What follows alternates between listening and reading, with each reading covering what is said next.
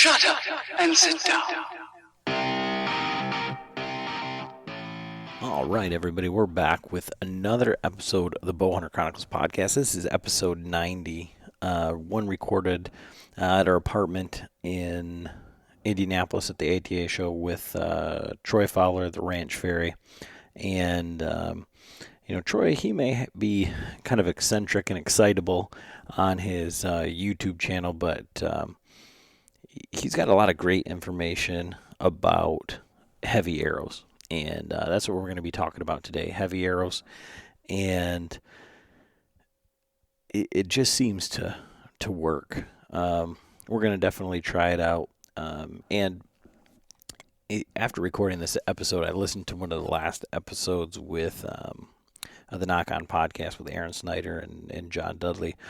And they get to talking about it towards the end of the podcast about arrows and broadheads and setups and things like that. And what we're talking about here isn't exactly the same, but that's a good podcast. But they were talking about extreme front of center.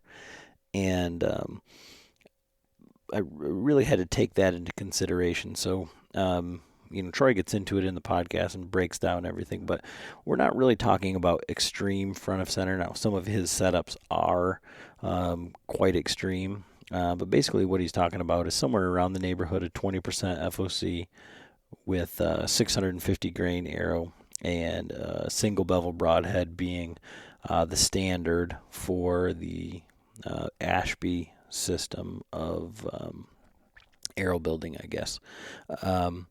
So just take that into consideration when you're listening to this. If you're one of the detractors, or if you're one of the guys that says, this isn't what we've been taught. That we're thinking of big arrows and broadheads and flight. This isn't extreme front of center. So, like I say, some of the builds that he talks about are extreme front of center, but that isn't what necessarily he's saying. He's just saying, perfect arrow flight, sharp broadheads, and if you can get them up over 650 grains, great. But what's most important is that they're heavy, sharp, and that they're tuned. So this is just a great episode, and it really kind of goes back to almost like the old school when you think of aluminum arrows and the weight that was there and the amount of pass-throughs that you had if you hunted in that era. Just a fun episode. Troy's a fun guy to have around and a great guy to talk to because,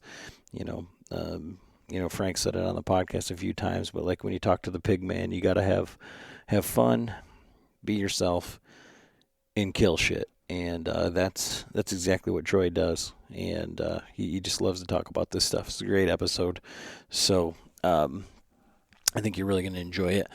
And just wanted to give some information about some of the things we've got coming up. We did get booked, everything, same spot, everything for the Total Archery Challenge this year. We're going to be planning another cookout. So if anybody's going to be up at the Total Archery Challenge, Boyne Mountain, we're going to be doing a cookout up there Friday night so as not to interfere with the Rocky Mountain Elk Foundation dinner that they have going on there. We'll have more details about that to come. If anybody's got any questions or anything, feel free to reach out to us. And we're going to be hosting that again with the Hunnivore and hopefully the guys from the Boga podcast.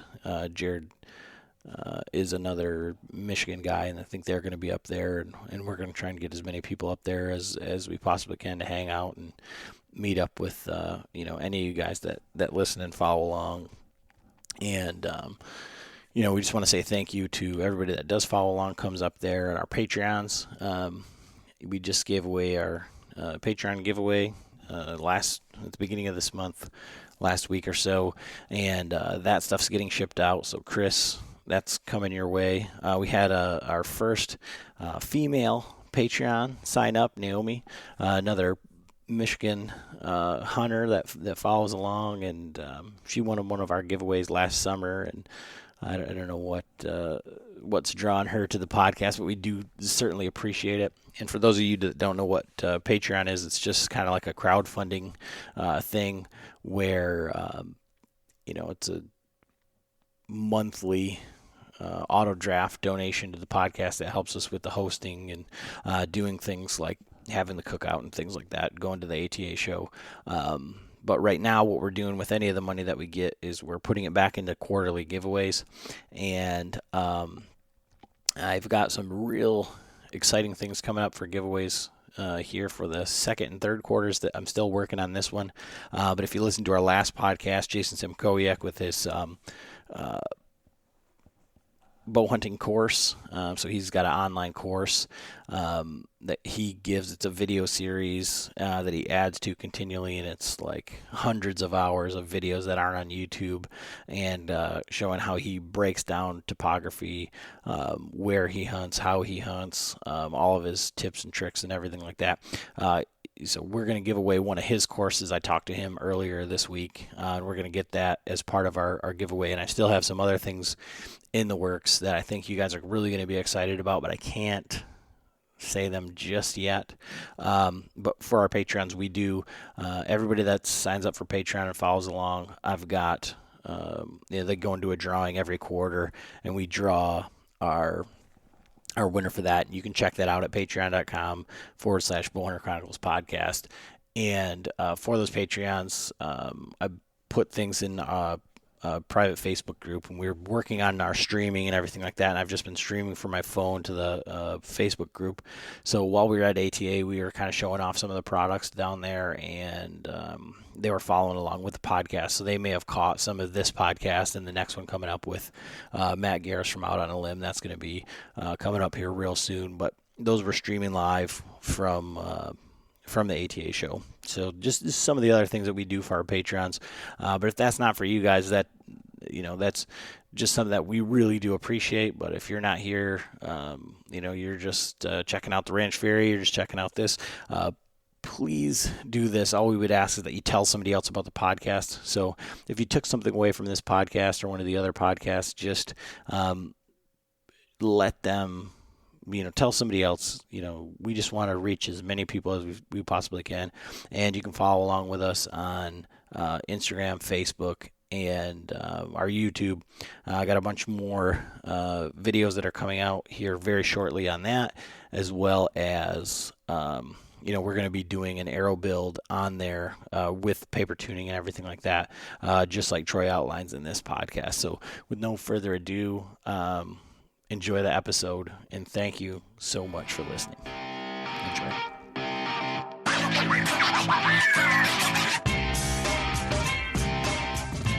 Hey everybody, Adam back with another episode of the Bowhunter Chronicles podcast. Got John here with me, sitting here with the Ranch Fairy, Troy Fowler. I got the Peanut Gallery, Ernie. Frank, Uncle Frank over there. He's in the naughty chair. He's being too loud on his phone. And then we've got Todd Steen here. Just do a little podcast at the apartment that John has so graciously found for us. You're the man. And the old man next door told us to keep it down. Yeah. Yeah. Uncle Frank and the Ranch Fairy in the same room. We might create a black hole. Yeah.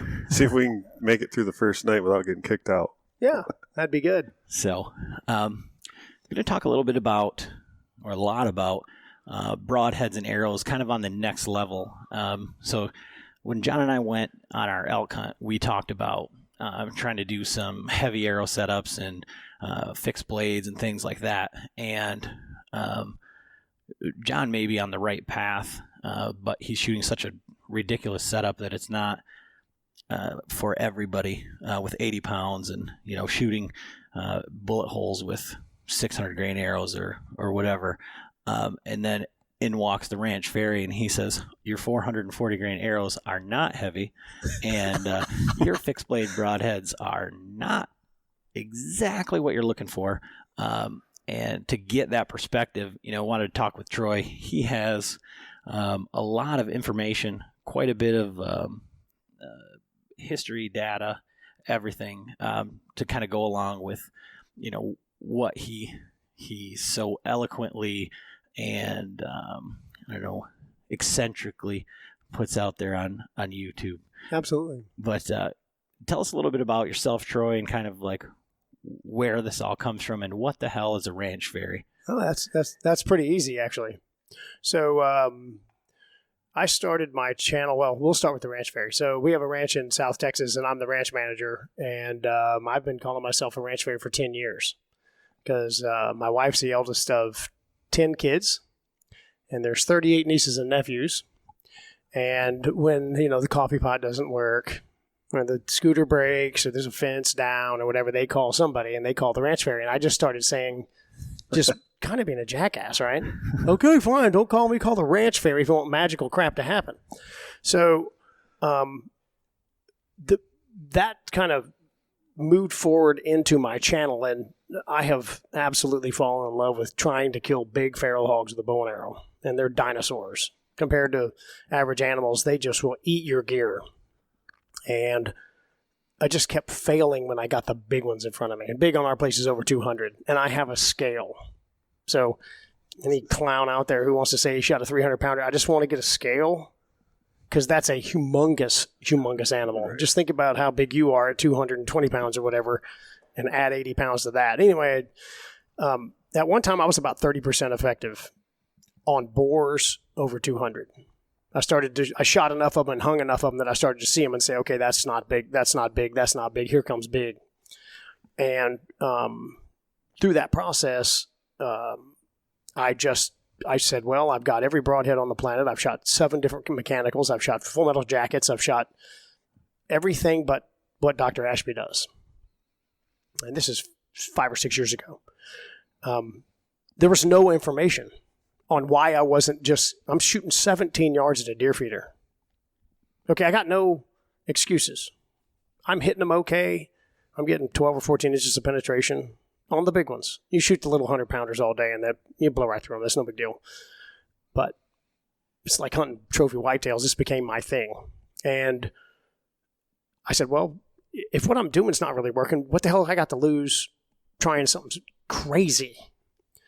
I shot a pig that weighed 225 because I killed him with a 400-grain arrow with a schwacker at 17 yards with a 70-pound switchback, and it bounced off.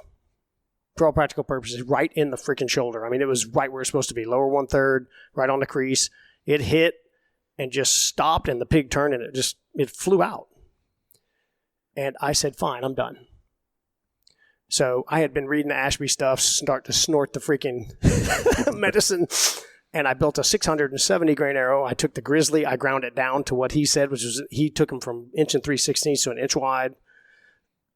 It's 23, 24% FOC. And the same pig came back 2 weeks later, and he got freaking killed. And I just never went back. I buried it to the fletchings in him.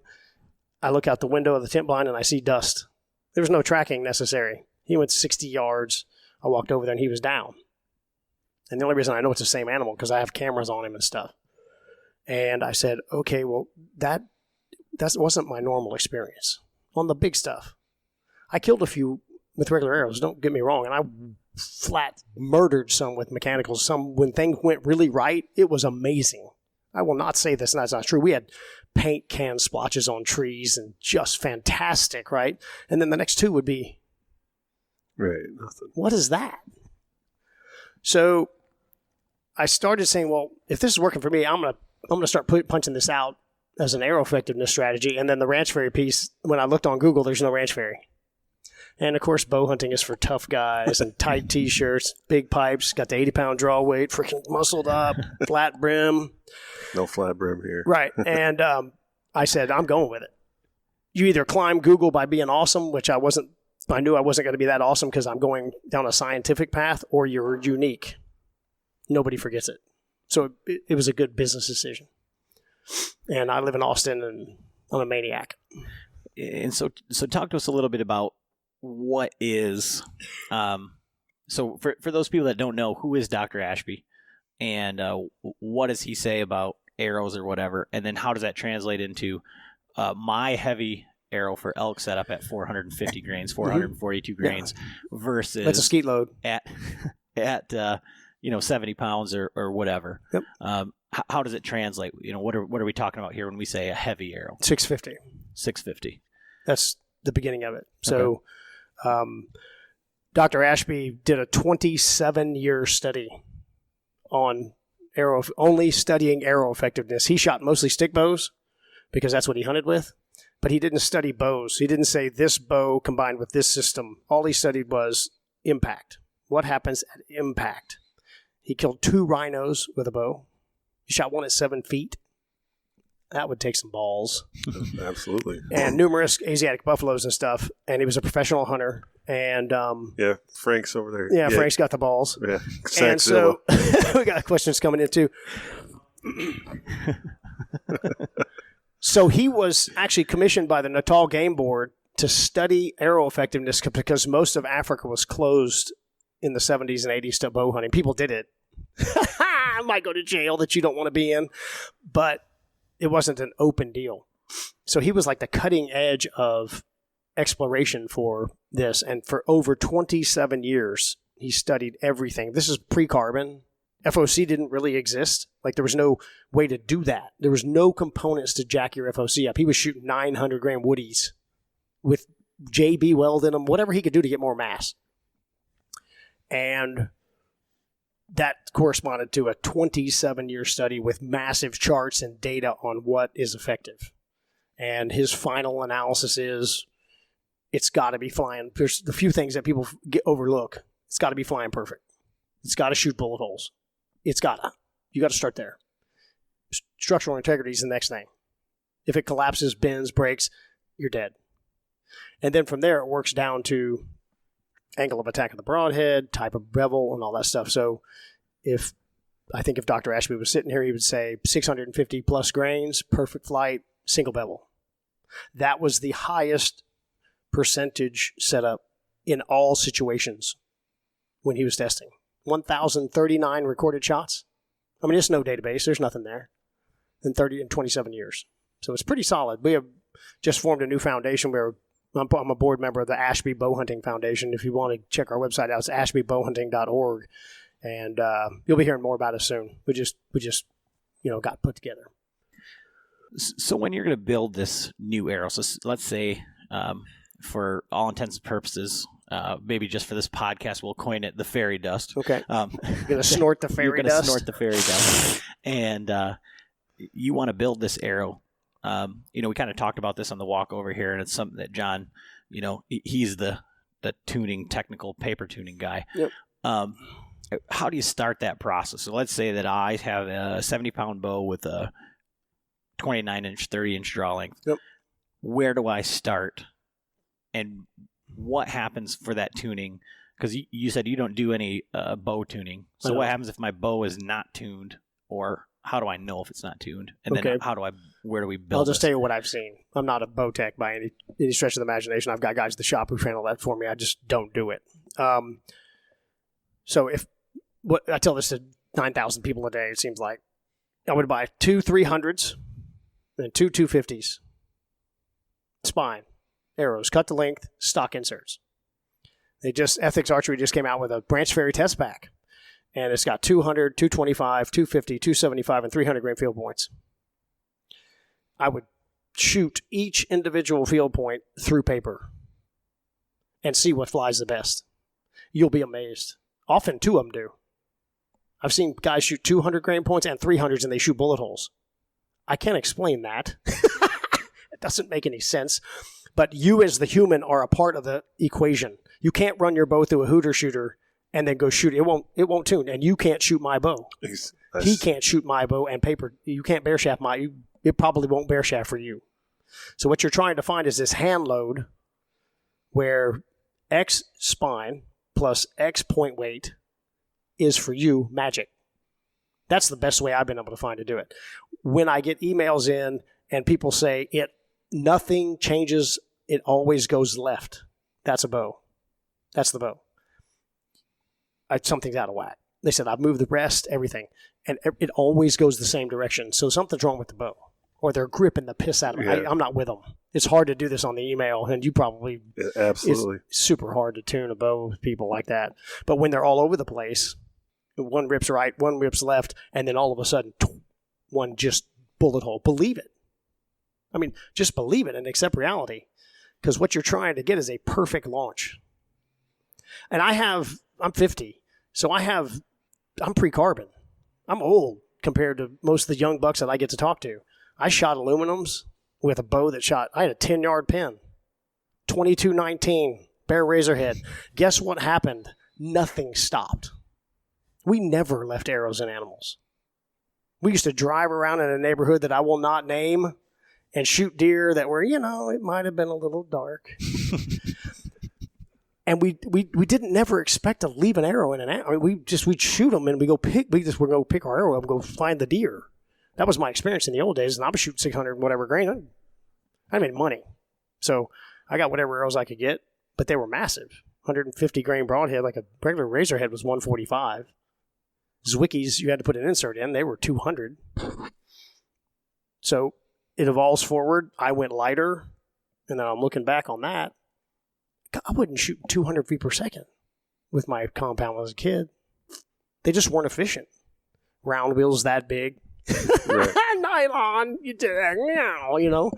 And we did not ever expect to leave an arrow in an animal. Old Fitzgerald never left arrows in animals. I mean, he didn't. And he was shooting super heavy arrows, and he was one of the first video guys. Looks like Uncle Frank. They didn't. They shot string trackers, and you'd see the arrow go through them, and there was 2 strings because the arrow's in the dirt, and the string's running through the animal's rib cage, and they'd just walk the string track out. So that's, the goal. We need to get back to the pass-through.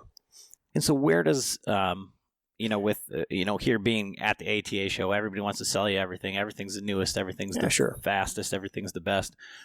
Where does speed fall into all of this? So, if you're, I forget where it is, but like for tuning and arrow flight and everything, for us was somewhere in the neighborhood of 275, 280 feet a second for best, arrow flight. Yep.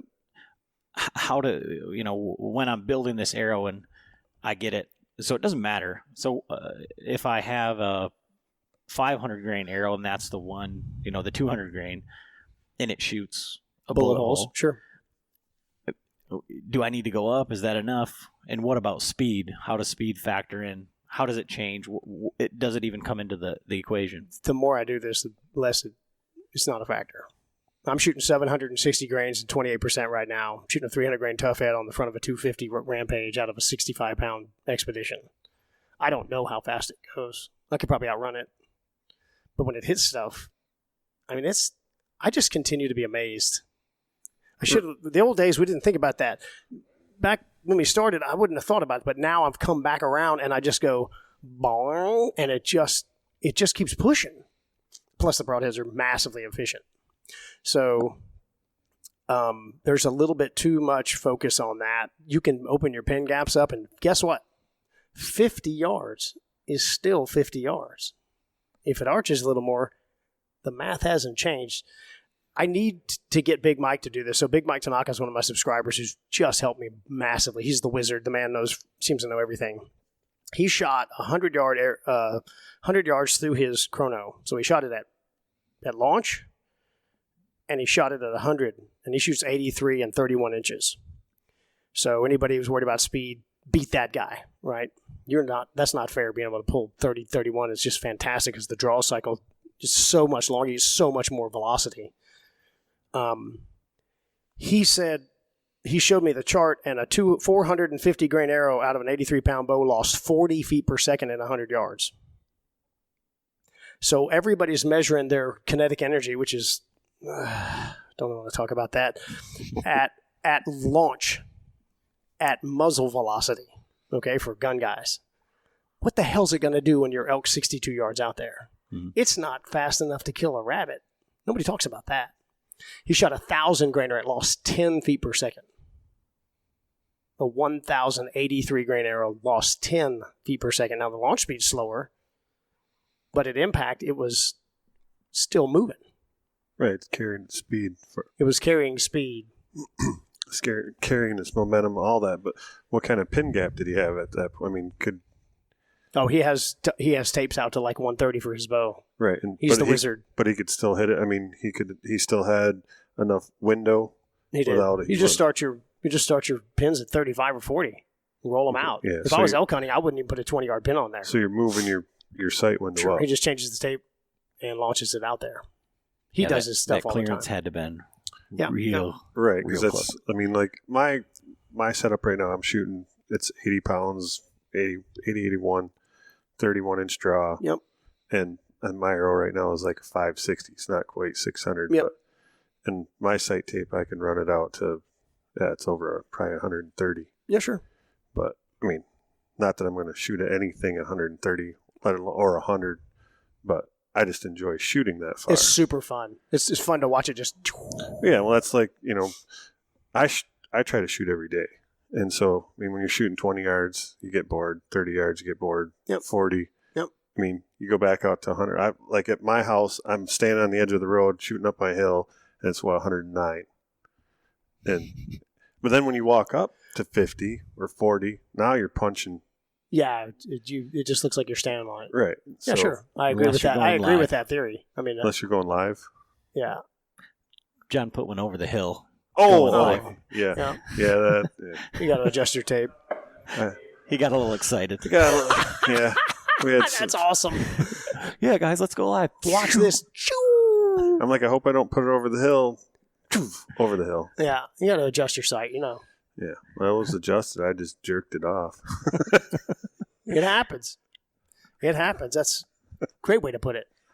Like John's setup in these, when you're shooting, the one thing that I noticed with his is that if you, especially when we were up at the Total Archery Challenge, it was the most apparent. But shooting those heavy arrows and you don't hit the target or whatever, they're just gone into the dirt, into everything. I mean, that's one of the things that I was like, oh my gosh, as far as the momentum, you shoot one of my arrows in there, I can see the fletchings, I can find it. His are gone forever. And you'll see the targets. When you get over 650, you'll see the targets shake. I've knocked deer targets over with 700 shooting with my friends. And that's where the rubber meets the road. It doesn't matter how the arrow gets to the animal. It matters what happens at impact. And nobody talks about that. It's all about, it's a target-based world. A lot of the pros are spot shooters who were the best in the world. They become bow hunters and get a show. I don't care. That's fine. But they're target guys. Nobody talks. They assume everything's going to penetrate at impact. We're not seeing that. Just go watch television. You smoked him. I got 8 inches of penetration. 22-yard shot. If it's dead, it's fine. But there's a lot of upside to a complete pass-through, super sharp, and they don't run. They don't know they're hit. They run over there. They fall down. It's way cooler. Because I don't know how many of you guys have gusher blood trails every single time, but apparently the rest of the world does. This has not been my experience, right? It's rather unpredictable. There's a lot of factors there, like the muscles move around. There's interstitial tissue that covers the holes, all kind of facts nobody wants to talk about. I had a human cadaver for 6 months. I'm a respiratory therapist. I actually handled human lungs and hearts. I know a little bit about this stuff. There's a lot of parts moving around there that kill the blood trail or possibilities of it. So if you shoot right through them and they run 60 and you see them go down, it's way cooler. Yeah, then you got guys like, well, what was the blood trail? I don't care. That's right there. That's what I've started telling people is your backup position should be blood. I think. Well, and that's one of the things like where, like this year I said, we talked about it. Like I shot this deer with the tooth of the arrow. Shot 2 deer with them last year, and they both fell over within 50 yards. There you go. And one of them I shot in water, so there was no way to tell. That's correct. If there was a good blood trail. I mean, I saw blood. I saw the deer fall over. Yep. The other one, there was no blood trail. And I watched him fall over, and the arrow, Yep. I didn't get a pass through, but I shot him between the shoulder blades. Yep. Now, on an anecdotal side of it, tooth of the arrow is the greatest broadhead ever because I shot 3 deer, and they both died. All 3 of them they died within 100 yards. I watched 2 of them fall. Right. But in reality, what happens when you hit them bad or something like that? Broadheads are the most I don't know, polarizing thing to talk about because they're either the greatest broadhead in the world until they're not. That's correct. And I think people think that with the bigger mechanical, it gives you more leeway. You can make a bad shot and you're going to kill them. But it seems like, talking with dog trackers and other things like that, every single gut shot is going to kill them. But it's just how efficiently, how ethically are you, taking this animal's life? You often forget about that. The comments y'all had from the dog trackers were interesting, and they match with United Blood Trackers. I talked to the lady who runs that organization, and they said, we just pray. I got shot at. Awesome. Give me 12. I'll be there. I'll find that deer. No problem. They don't even ask what they shot him with. They're hoping they shot him with the mechanical in the guts if they made a bad shot. Sure. But the most common thing, and I heard it from that guy y'all asked, he said, what's the most common thing you hear? Bonk. High shoulder hits. That's a deer jumping. So for all of you shot placement guys out there who have been sold this shot placement thing, the deers move. I don't know how you're going to fix that. You shot where you were aiming. It's kind of the reverse of golf. When you get a hole in one, that's what you were trying to do. You shouldn't be celebrating. You just got to. That's perfect. That's what I was trying to do, right? I don't think people are that sloppy. I think people practice. I think people try. I think a high percentage of bow hunters actually are pretty decent shots at a target that's the size of a basketball. But the deer changed the game. And the blood trailer guys are like, high shoulder hit, I'm not coming. Thanks. You won't find it. It's going to be fine. There's a lot of blood. Yeah, I know. See ya. And what we're trying to do with these, you can't fix that. You will never control the animals. So on video, I have 100% shot jumps. I haven't had one stand still yet. And I've had 3 shoot forward. Those are pigs. Doesn't matter. Mostly they roll. So what they present you is they pull their impact shoulder down and they roll away from you, which tilts their lungs, and at best you one lung them. And then they present the shoulder blade into you. But I had 3 shoot forward. How am I supposed to predict that? They just and it was my arrow at launch is you can see the lighted knock, and then they move, and it's 7 inches back. No, so much for shot placement, right? I was pretty good. Stupid, not 3D. So that's why we're trying to spread the word about the possibility of shooting more of an adult setup with, better, more sturdy broadheads. So when things don't go your way, when they stand still and you zing them, they're dead. They're going to run right over there and fall down. When they don't, you got a chance. If you go over 650, you got a hell of a chance. I've started abusing the pigs. I shoot them right there. I just aim for spine. Block. 14 inches of penetration. No more. I don't have to go chasing through the woods. It's annoying. So I'm going to keep testing on that. Every time I pull back and lower my arrow weight and go to a double bevel head, I see it fails almost every time. And so with that, what are you using what's a recommended broadhead once you've figured out your weight? How are you getting the weight up front for this setup once you've shot a 300 grain field point with a standard insert? Are we putting all the weight? Because I've seen some of your videos which have some ridiculously heavy I've got 600 grain broadheads. Yeah. They're outstanding. Oh, they're so much fun to shoot. Not very fast. No, but nothing stops. You kill 2 pigs with it, and they just go boom, boom, and they go in the mud. And so, for our listeners, the more practical guy, we'll say. I push the limits a little bit. Are they saying, all right, well, Troy said now we have to go get a 300 grain broadhead, or what components are you using? Are you using footers? If you use just a 200 grain, 250 grain broadhead, are you seeing any problems with those arrows snapping because of all of your weights up front or anything like that? No, actually what happens is the weight, somewhere around 19 to 20% FOC, the weight starts pulling the shaft. It overwhelms the arrow. So everybody's hit a nail with a hammer. So if you're shooting under 15% FOC, that arrow is pushing the broadhead. And classically, that's how everybody mentally gets it. If you hit that nail and it gets a little wonky, it goes sideways or bends. And the impact paradox is outstanding. If anybody, one video everybody needs to see on the Ranch Trade channel, look for my impact paradox video. It shows arrows of a normal 10% hitting, and the shaft is going like this at impact because it's pushing. But the broadhead's slowing down because it's hit something hard. Right. And then I shot a 1,035 grain arrow at about 30%, and it just goes whack, and it doesn't vibrate at all. And that's the point overwhelming the shaft. So to answer your question, let's just say you get the Ranch Fairy test back, and a 250 grain point is magic. You have a lot of choices here. A lot of people have 125 grain points. You could sure go get a VPA or a cutthroat or a tough head and get a 250 grain single bevel and run them into your stock inserts. And I don't think I've done it. I haven't had any failures. You can go to Ethics. You can get brass. You can go to Ethics and get all kind of insert weights, and they just reverse engineer the system. So you could put a 150 grain insert in and put a 100 grain point.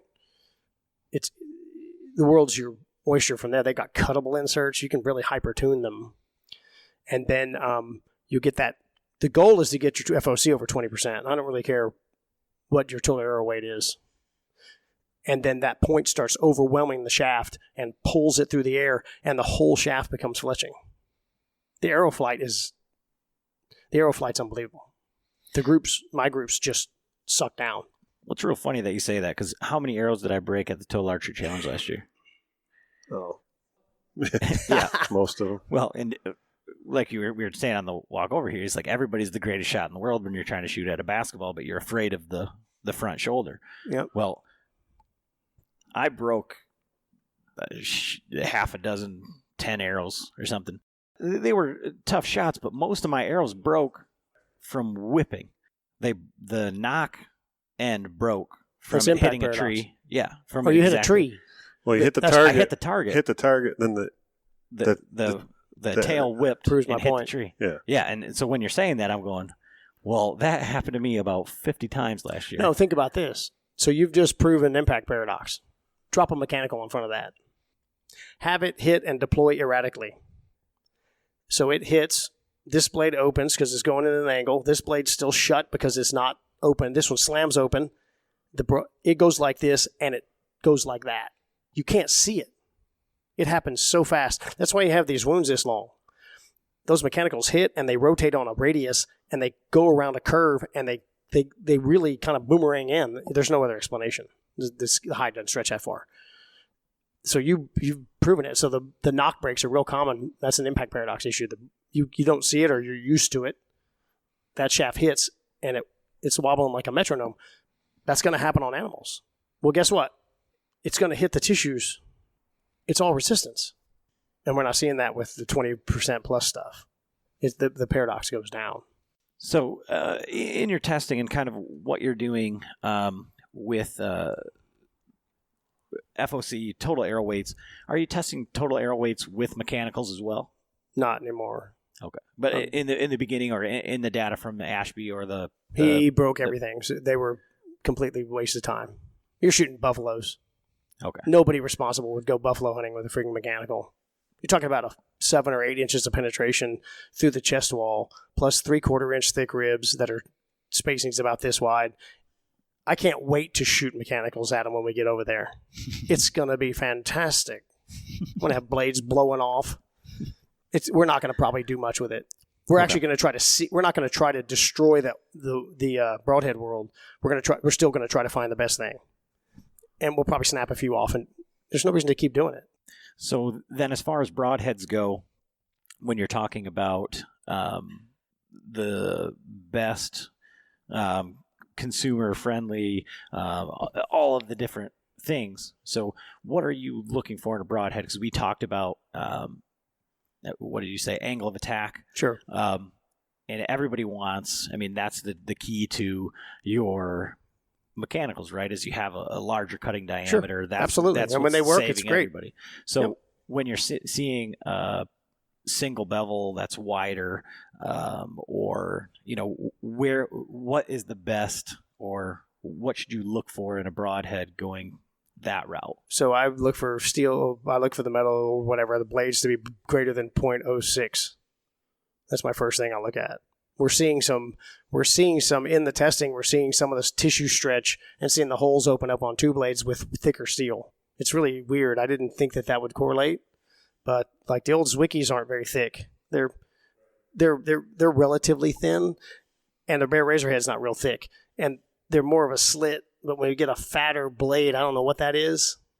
And then the single bevels, they're all, .06, tough heads 0.09. The 600's like 1.3. I mean, it's massive. It's fun to handle. And they rotate on impact. So they leave what we call the drain plug. It's like a smiley face, literally a smiley face in the side of them. And usually we get about a half a turn. So if it hits this way, it'll have rotated fully. You'll see it. It won't be perfect, but 16 inches or so. So that's my first step. And then I'm looking for a low angle of attack. So I'm looking for a longer, thinner, tough head style 1-3. I've done very well with like the Magnus Stinger angle of attack kind of deal. I'm a big fan of the Stinger. I'm a big fan of Mike Som's stuff. If you're a deer hunter, that freaking Black Hornet is absolutely devastating on a proper arrow. It's a really, really good head for deer. I've killed a lot of stuff with that Stinger, and but you see this angle of attack like that as opposed to very open blades. You and I were discussing this when we were eating.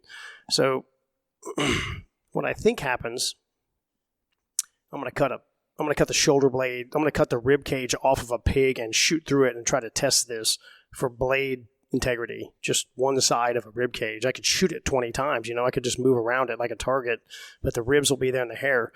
I think the blades are getting damaged beyond effectiveness on impact. Elk have very thick hair. I've never been around an elk. My son shot one this year, and that was the first time I put my hands on an elk. They're big. I mean, the hairs, they're big, man. I mean, like big. And I went, oh my God, some of these guys out there flinging 300 grain arrows at these things. It's just a big damn animal. And I think so when you're sword fighting in the movies, in the 300 where everybody's naked and running around, they're all tan, no idiot is holding his sword like this and running. It doesn't work. Like if I hit you like that, you're going to just, and I'm done. So what happens with very aggressive blade angles and the mechanicals that are just getting wider and flatter is the blade itself is hitting bone flat. It's not designed for that. And it's flattening. And I believe they drag down the rib before they cut it and just get destroyed. And at some level, they're shredded, and maybe that'll help. But when I shoot tough heads or cutthroats or whatever through a pig, you pick it up, you can shave it. You shoot right through them, pick it up out of the dirt, and you can shave hair off your arm. I just need to test that. It's not really a fair assumption. It's just what I've seen.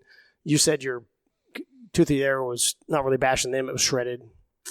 There's a couple of broadheads that guys have tried to make single bevels to get in.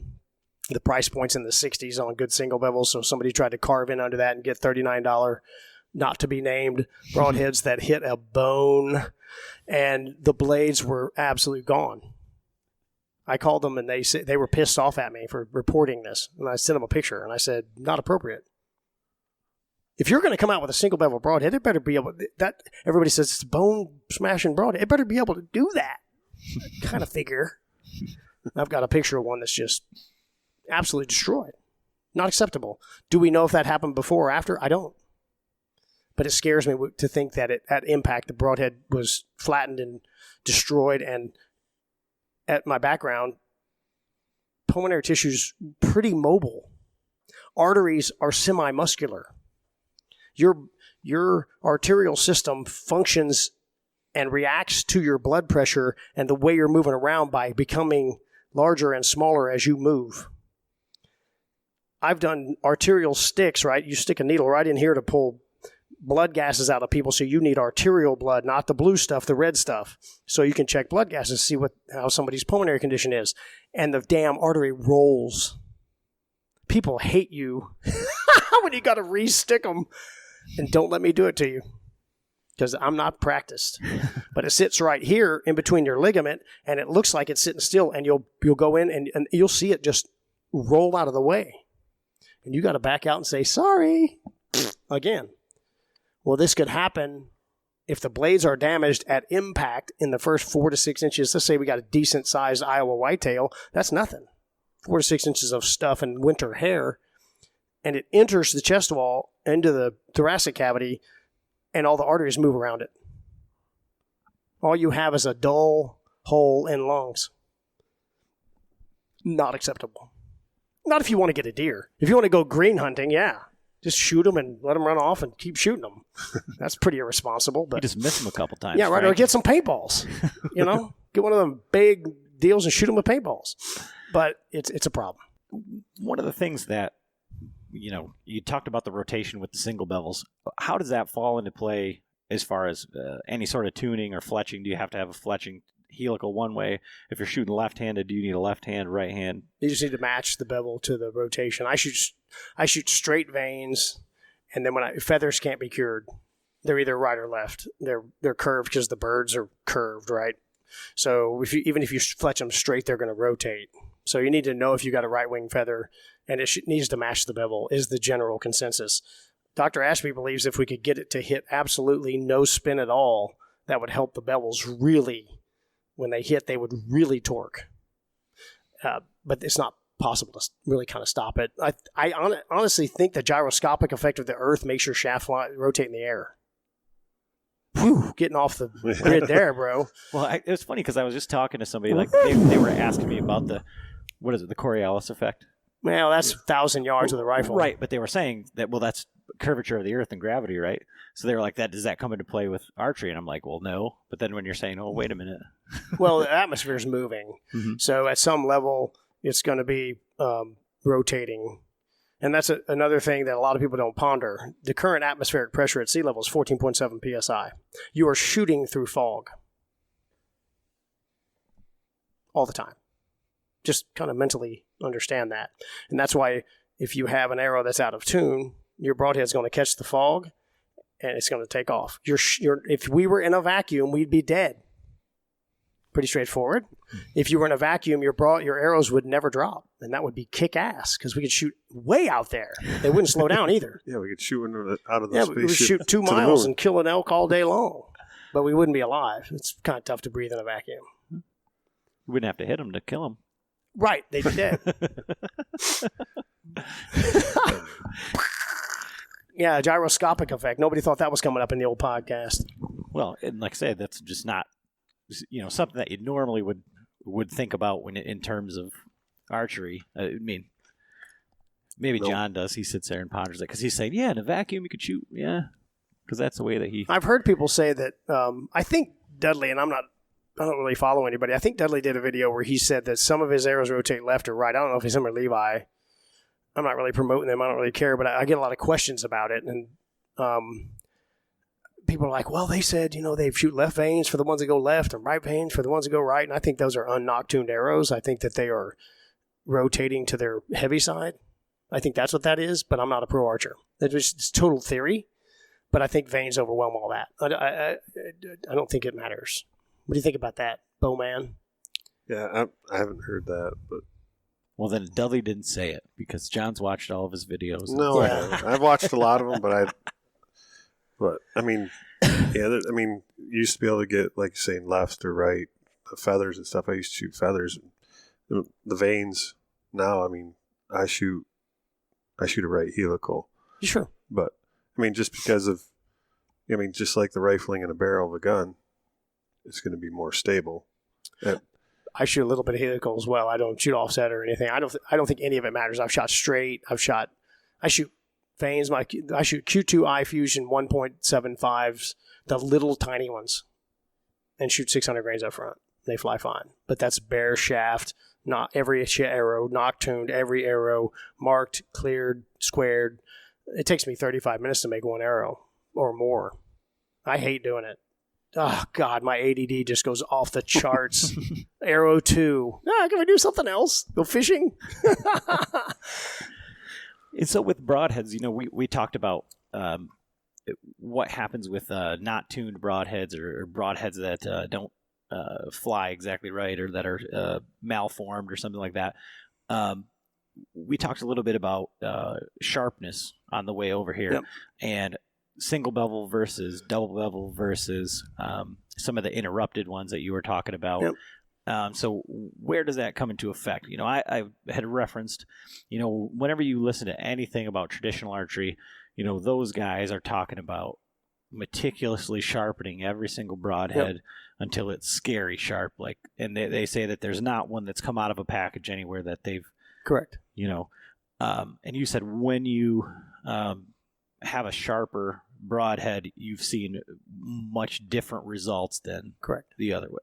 So what are your recommendations on that, and how does the actual sharpness out of the package broadhead versus scary sharp? The only 3 heads I've handled out of the package that will cut paper, so just to pick up a piece of paper and literally just cut little sections off that are absolutely terrifying, are German Kinetics, Iron Will, and Tough Head. Right out of the pack. They come out of the box, and you can just take them and shave freaking paper. Everything else is close, and I touch up everything. 5 years ago, no. I thought they were sharp. The guys know what they're doing. They're broadhead manufacturers. Everything's fine. Until I learned how to sharpen a broadhead. So this goes back to the erosion of the blades. I was talking about shooting through animals. What's your starting point? And then what's the arrow look like 6 inches later, going 270? It's a lot of impact. There's a lot of things working against steel. And so I touch them up. That's my acceptable level. It'll shave, and then my next check is on paper. I can't hear it chip or skip. If you can cut paper and you'll hear tick, tick, tick, tick, tick, it's not there yet. It needs to just, and not push or anything. It needs to just come off. And once I started doing that, what happens, animals were just really going very short distances. It was noticeable compared to just pulling them out of the pack and messing with them. And you were saying that they don't even act like they're hit. Like they don't even... Yeah, it's real common if you get a chest shot that they just kind of jump and kind of run over there the ways, and then they run, but they don't run. I mean, they just kind of run off and they fall down. But they're not booking it. Now, the best thing in the world to see, I aim when I'm getting my perfect shot on the pig is quartering away, and I try to anchor it in this offside shoulder or break the shoulder. My favorite thing to see is the opposite arm goes up, and when they run, their ass is going sideways, like a bad fire truck steering guy back there. If you see that, you got them. They go 60, man. Their ass is swinging. They're like, ugh. It's awesome. So I've gotten a little bit evil on the quartering away shot. I usually have the people say, well, now you're saying you'll get past theirs. On the opposite side, everything expands away from the shaft and it's pinching down. The impact side's flexing in and will pop open a little bit. The exit side opens and it's dragging. And it's through heavy bones and stuff on the opposite side is tough. I hit one in the mandibular process with the Dick bow, and that's my 43-pound kid bow project I did. 680 grainer with a tough head on the front. And I shot that pig quartering away, and I hit the back of the jawbone, and it bounced back like 6 inches inside of him. And when he left, his ass was going sideways. When I shot him, and I was like, oh, he's so dead. And he was almost going like that going into the woods. That's been a fun bow to shoot. 43 pounds is fantastic with 600 grains. It's fantastic. Yeah, it's kind of funny. It reminds me of, it's I don't know, maybe it is 43 pounds, but when you were shooting Jet's bow, when you were shooting with the turkey heads, yeah, you were like, this bow is fun. It's really fun to shoot. You're not holding, 14 pounds.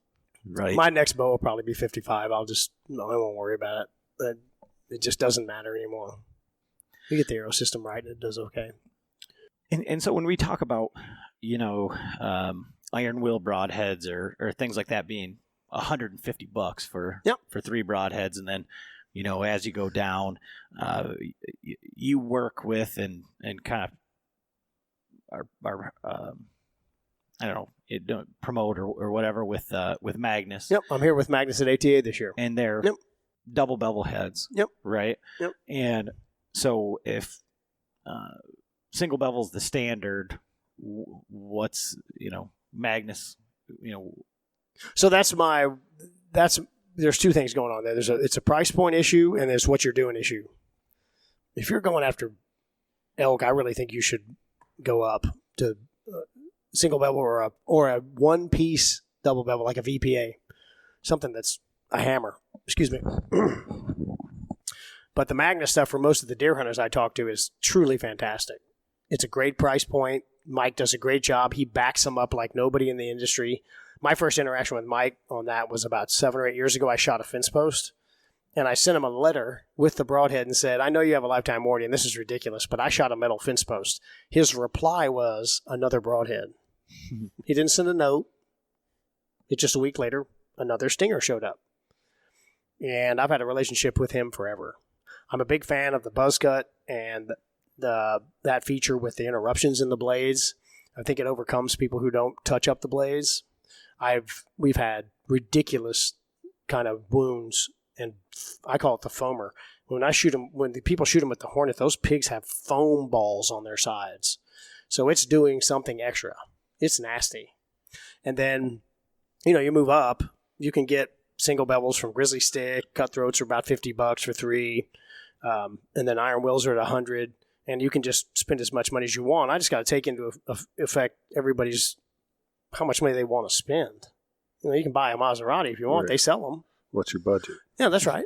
And so I tried to find an array of heads that I've approved, whatever, but it still fits people's ability to pay for things like kids and diapers, and I have 2 kids in college, that kind of stuff. It's annoying. So I just try to be fair, and that's why I'm demonetized. That's why I don't have any sponsors that pay me anything. I don't give a crap. I can do whatever I want. I can tell you, I'm just going to tell you what I think and try to help people. I get 7-10 emails a day trying to help people do stuff. So it gives me an array of price point stuff I trust. What are you hunting?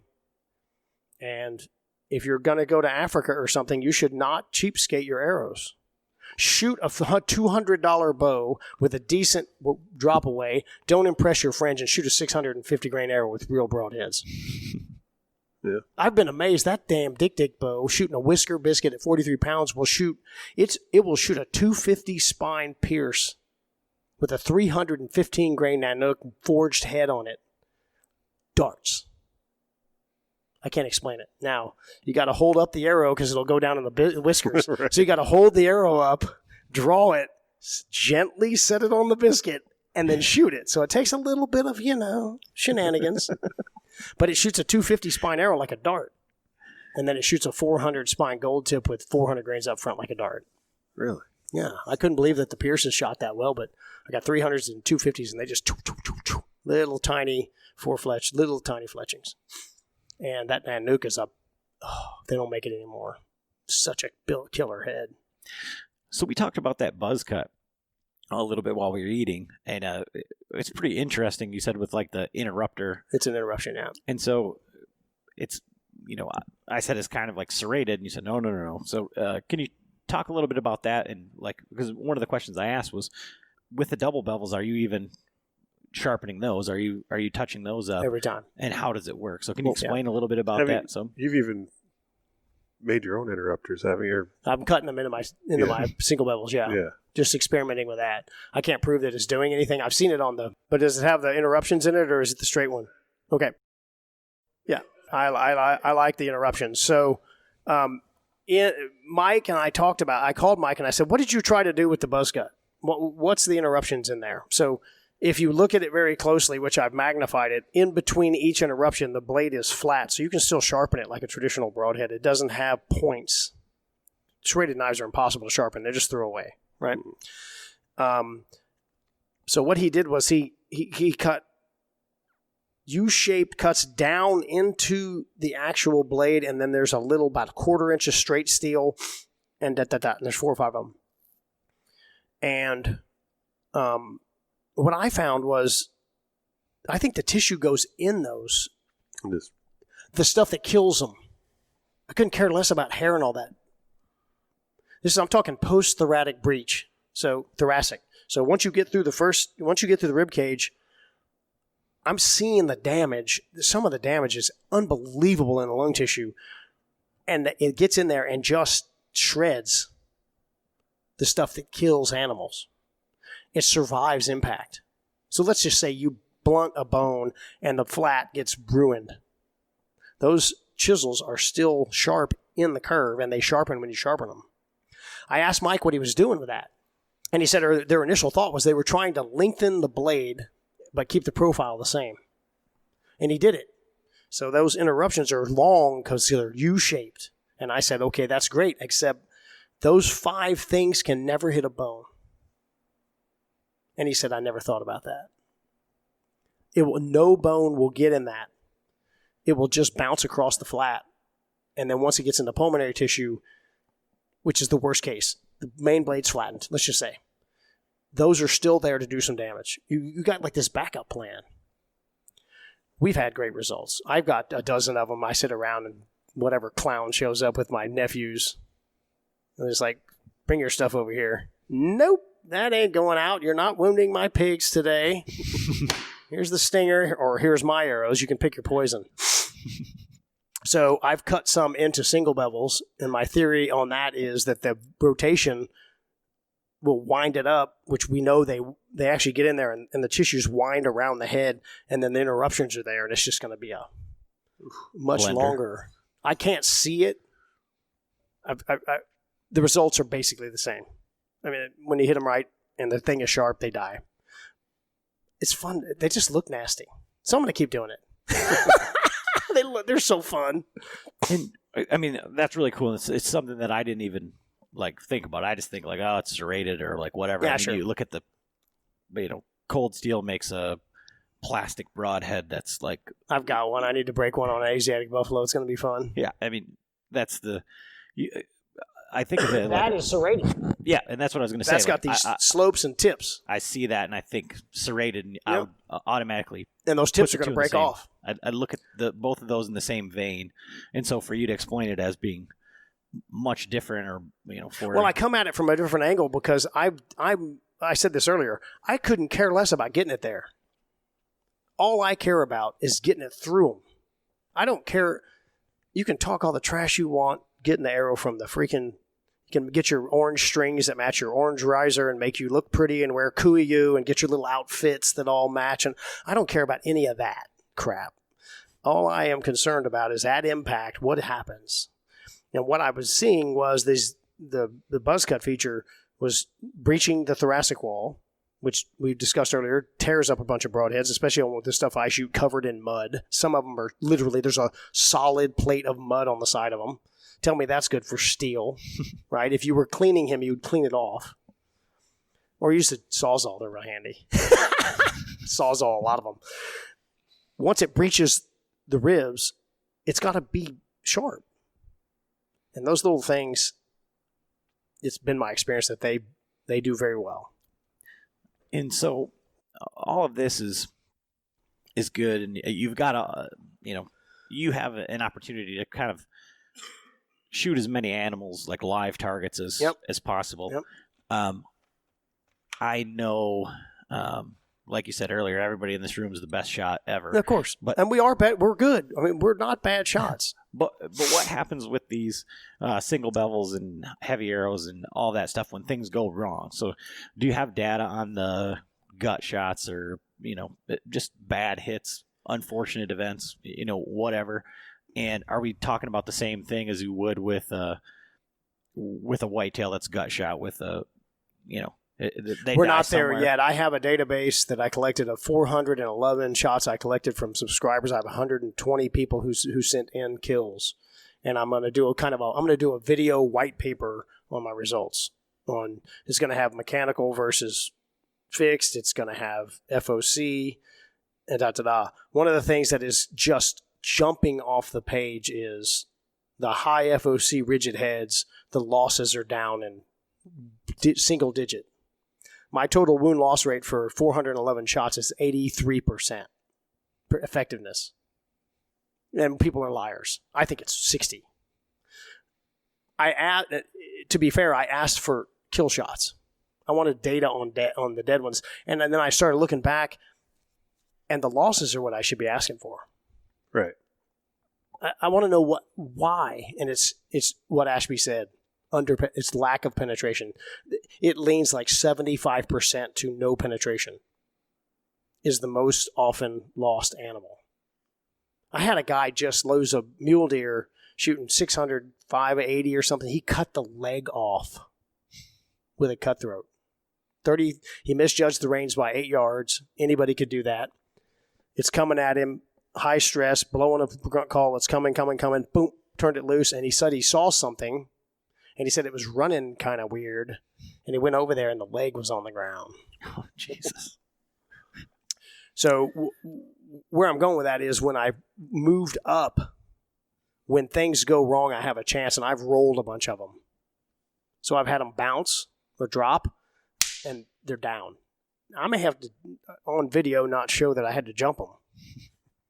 Right? You go out there and grab them by the legs and jump on them. They're not hard to handle once they're on the ground, even when they're squealing and stuff. But you got them. So if I'm a Midwest whitetail hunter, or you got the public landowner shirt here, and y'all are here with Tethered and talking to those guys, you're hanging in a tree, you walked in God knows how far, tell me you can pick your shot angle. Okay. You're a liar if you say you can pick your shot angle. It's got to get an arrow in You them. you can choose to not take shots that you're happy with. I'm totally good with ethical people saying, that's irresponsible. And they let down and let them go. Great. You're like good. That's a good person. But most people hike in 2 miles. Well, I hope this works. They got a hard quartering 2-shot. They shoot them in the guts and they hope. You don't have that much to worry about but you have to do all of it. You need to go 600. You need a single bevel. You can't cheat. You need the whole system. And then you can start crowding in on that shoulder and breaking stuff. And if I was doing what y'all do, I'd be shooting 700 grains, and I'd be shooting what I shoot now. I would keep my shots under 25 yards, maybe 30, and I would break them. And I would actually, if they're quartering to me, I would try to just put them right there. But you don't get like in Texas, you got deer feeders and stuff. You go out there and you gas ass around, 20 deer show up. You're in your pit blind, drinking coffee or whatever. Not that ever happens. And they leave. Y'all don't have that opportunity. I mean, I told the hunting public guys today the same thing. You get your chance. You see 3 deer or 7, and they gave you what you got. So to the hunter who, like I said, doesn't want to take the shot because they're super ethical, I'm good. Great. I mean, I think that's the right thing to do. If you're gonna risk it, come on, call the ranch fairy. I'll send you some freaking magic fairy dust, and we'll work on that. I think that's right up your alley, Adam. What's that? Just get an arrow in them? Yeah. Shoot them wherever? Shoot them anywhere and just hope to God. Shoot him in the neck, Yeah, that's Thought he shot him in the horns.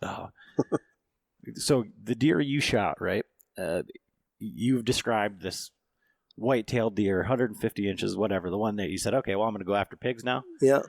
I shot that deer quartering to me in public land, Ohio. Yep. And I think we've talked about this. Yeah. Messed up on him. Messed up on another one earlier in the year because I didn't shoot him in the throat, and that's the only shot that I had. Yep. Giant, expandable broadhead.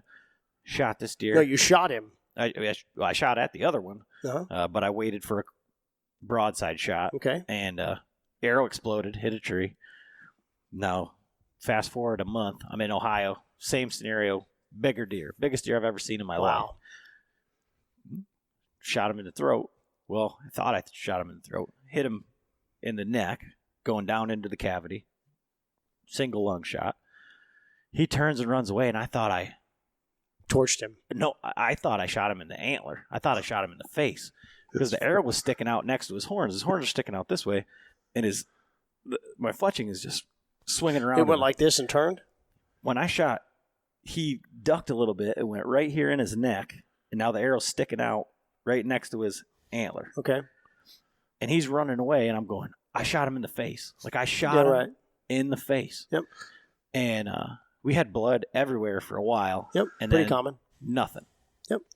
And found him the next day just out of luck. Yeah, dumb luck. I mean, when Adam, we were probably 500 yards apart, sitting, and the deer left going away from me, and then he ended up going up a hill. So when we finally called it off, the search that afternoon, He was probably close to a mile from where I was sitting.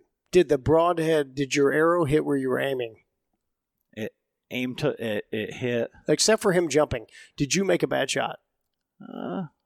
It hit probably where I was aiming. He moved. Yeah. No, that's different. I'm saying if the deer hadn't have moved, yeah, would you have hit where you were aiming? I think so. What were you aiming at? That was the white patch in his throat. Straight on. Yeah. On the ground. I was in a tree stand. Wow. Okay. He's 14 and he yards rolled away. on you. 14 yards away. He went. Yeah, that's cool. I think he turned and kind of tried to wheel. Yeah, he like rolled. what you're saying. But yeah, so then we ended up calling off because what happened was that was the first hunt of the we drove down the night before. 15 minutes. We drove down the night before, got into town like at 2 a.m. Yeah.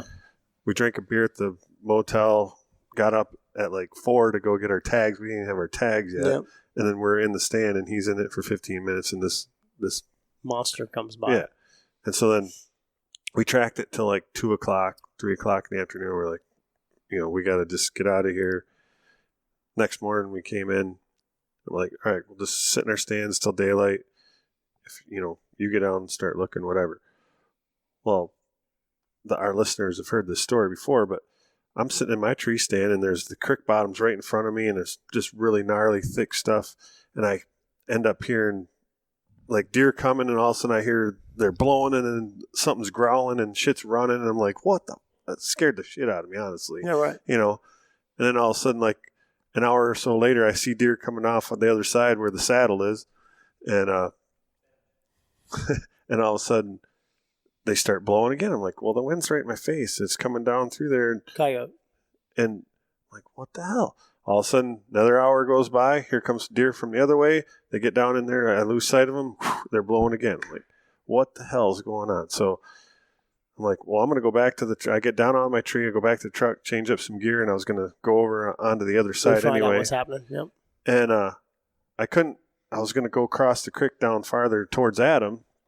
It was too deep down there. So I come back because I didn't want to go through the super thick shit right in front of me. Mm-hmm. I'm like, piss on it. I go through it, come out, look in the creek. There's a deer laying there with its ass gone right in front.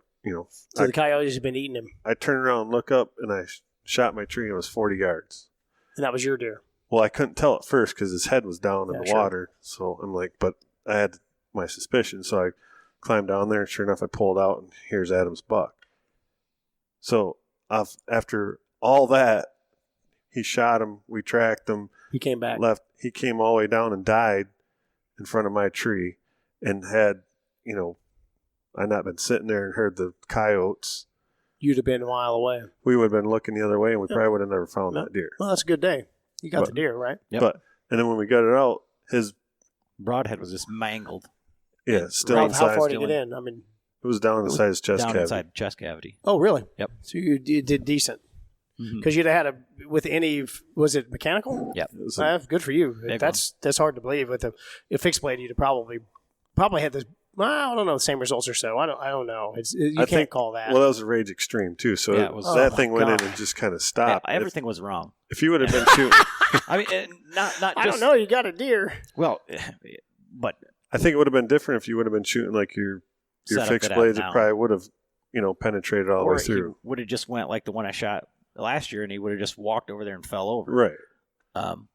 You know, There's no Like I call said, on that. like I said, everything was wrong. Like the bow that I was shooting, it was an incorrect broadhead. As far as I know you're not a big fan of kinetic energy, but those say you must have this amount of kinetic energy Yeah, to right. shoot that, and that bow didn't meet those qualifications. Yeah, that was even a 60 That pound. was a 60-pound bow. Yep. But it was a faction of bigger's going to be better, right? I just got to hit them and kill them. But Get narrowing them. the flip side of that is with and that was probably a 390 grain arrow. Yeah, that wasn't. It wasn't anything, and I couldn't tell you because before we started doing this and before we started actually looking into stuff, it was just off the shelf, whatever. And I think that is maybe going away from the majority nowadays with the amount of information on the internet and the things that are freely available, podcasts and whatnot. But I think that's a representation of a lot of people who just take their bow out of their case one time a year, shoot their arrows, and go out and hunt. I mean, yeah, we're not going to be able to stop that. All we can do is just do the education piece and do our best, right? That deer screwed you.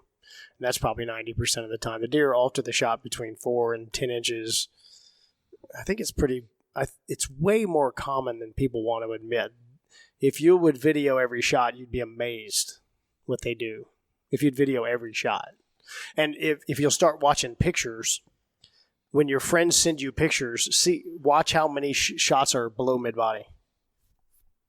Despite the impact point horizontally, look to see how many are, and if you're shooting out of a tree stand, you got to give for that. But if you have friends that shoots from the ground, see if there's any of them that are below mid-body. Now, they may not be aiming there, fair. But if the animals drop, they're already going to alter the shot up, and that's not in your best interest. You want to talk about bad blood trails. The pulmonary system is full of air. If you shoot high lung shot, the blood's going downhill. There's this thing called gravity. Apparently, this Newton guy figured out. And apparently it's been around for a while. And it's annoying. So heavy objects are pulled downhill into airspace. It's not coming out. Right. You fill the chest cavity instead. Correct.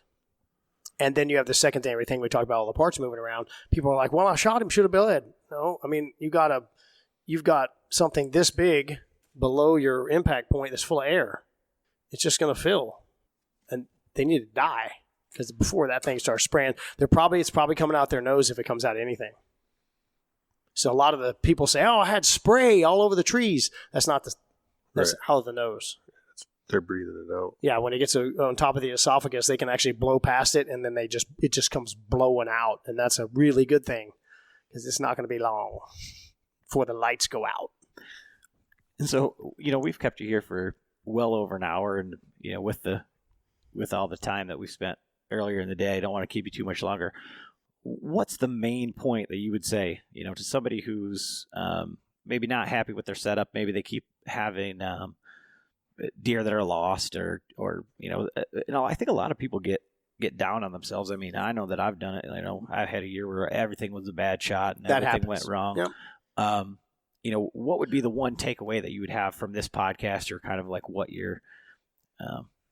is the fairy dust, the fairy mantra? The fairy mantra is, if you do what I tell you or do what I suggest, nothing's going to get worse. I promise you. I have kind of an outrageous way of saying flappers and Twizzlers, and I have my own language on arrow weights, the skeet load and the adult arrow and magnums and all that stuff. It's I try to be moderately entertaining to keep it from being too boring, because I find some of the pros are really dry on their presentation style. I can't watch some of the pros. I'm just like, okay, off. God, could you just say something stupid every once in a while, like have a SpongeBob around, or be erratic? And my channel is about effectiveness. We discussed when we started. I was 30% on the big pigs that I like to shoot at one time. It was terrible. There was a time when I was just going to go get the 30-06 out, and you cork them in the head, and it kills them every time. They don't do well with a 180 grain core lock in the side of their head. It's bad for them, and it's pretty easy to do. I want people to just entertain the concepts, but nothing I tell you will hurt you. I promise you. You're going to increase your effectiveness compared to what you've got now, unless you're already there. And secondarily, it's a plan B system. It all works when things go right. But I get the calls where I bonked one, I cut one's leg off. This deer spun on you and altered that shot 4 to 7 inches. The arrow paradox went up, somehow still kept going down, and you got lucky, right? Mm-hmm. I want that situation maximized. Would you have benefited from something that penetrated 7 inches further? You damn right you would have benefited. Mm-hmm. It's 7 inches more damage. Was that broadhead destroyed? You said it was. So he didn't bleed good internally. Despite the high impact, he's not going to spray. He's not going to bleed real good. Initial blood is just muscular. And it's easy to run off this upper area because of the way the hair lays. So that's why you got that. And then it died, right? The broadhead was trashed, and he bled to death, which is kind of weird, but you don't really want that to happen. You want massive pulmonary damage. So you would have benefited from more penetration. the things that the dog tractor guys say our most common call is bonk. Bonked 1, 4 inches of penetration. Can you increase the percentage chance that if a deer changes the shot, you got a chance? That's what I'm really about. Is I would like deer hunters to, I love getting the fairy duster stuff in when people say I made the change, I hit one kind of weird, I still broke the scapula. I've got a guy this week who shot a deer with the Maasai. He's running 550. He broke both shoulder flats and the spine. The deer just collapsed. He's got the pictures of holes, dime-sized holes in both shoulder flats, and it went through the spine and it passed through. Was he planning to shoot both shoulder flats and the spine? No, he was not. You shouldn't aim there. So I'm not saying intentionally be irresponsible on your shot placement. Follow the same guidelines. Lower 1/3, in the shoulder, in front of the crease, in the ribs. Don't be irresponsible. But do you have a setup that will allow you to acquire the deer that you've been hanging in a tree for 10 days in 0-degree weather and freezing your balls off when it doesn't work, when they change it, or you aren't that good because you're freezing to death? And that's really what I'm about. Well, I think everybody could appreciate that. I mean, I think John was on the fence here, going into it because, he's very particular. And so I think it's very articulate in the way that you say everything. And I think one of the things that I really appreciate about it and you coming on here is having that everyman type ideal of saying, there's great things out there that are not affordable, that are not attainable. So This is the next step. And I think our listeners will really appreciate that. And I really appreciate you coming on. So, yeah, sure. Well, thanks, guys. It's fun to be on here and get the word out about the fairy dust and about the Ashby Foundation and all that stuff. And y'all will be hearing more about that when we get ramped up and moving along. And so where can everybody follow along with what you're doing? Pretty much the best thing to do is go on YouTube and find The Ranch Fairy. And then I'm on Instagram under The Ranch Fairy. And somehow my Facebook got wrapped up with Ranch Fairy. So it's WRAY Ranch Fairy. I'm 50. I have self-confidence. I'm not unraveling it. I don't give a damn. So if you can't find me on Facebook, that's fine. You can get all your friends and y'all can make fun of me or join your groups or whatever. I'm not doing it. So the easiest thing to do is Google Ranch Fairy and I'll come up. You'll see my grinning ass. Some of the pictures that are on there are hilarious. I'm just like, did you really take that picture? I'm like, yeah, And but you won't miss me, and there's no competition. In the tough guy archery space, I don't have a lot of competitors for the name. Nobody's trying to do Ranch Fairy, Feery, or trying to sponge off. They're too tough for that, right? Got their little outfits, $600 outfits, Beanie, got to have a beanie. Yeah. And everyone shoots with a binocular case now. I don't give a damn where they're doing it. You got to have the binocular case. I was out today testing fletchings, binocular case. So I'm going to start doing that. I got to live up to this stuff. Right. Yeah, look the part. We should have brought him a flat bill. I got to get a flat bill. Yeah. I almost bought a flat earth hat that was a flat brim and wore it here. If y'all have never read about the flat earth, it's fantastic. I've read about the flat earth. Those guys are awesome. I almost went to the convention and I was out of town. I didn't get to go. I was in Dallas. Would have been awesome. Well, we really appreciate it, Troy. And I think that's kind of all we got for this afternoon. All right. Thanks, man. Thanks, everybody.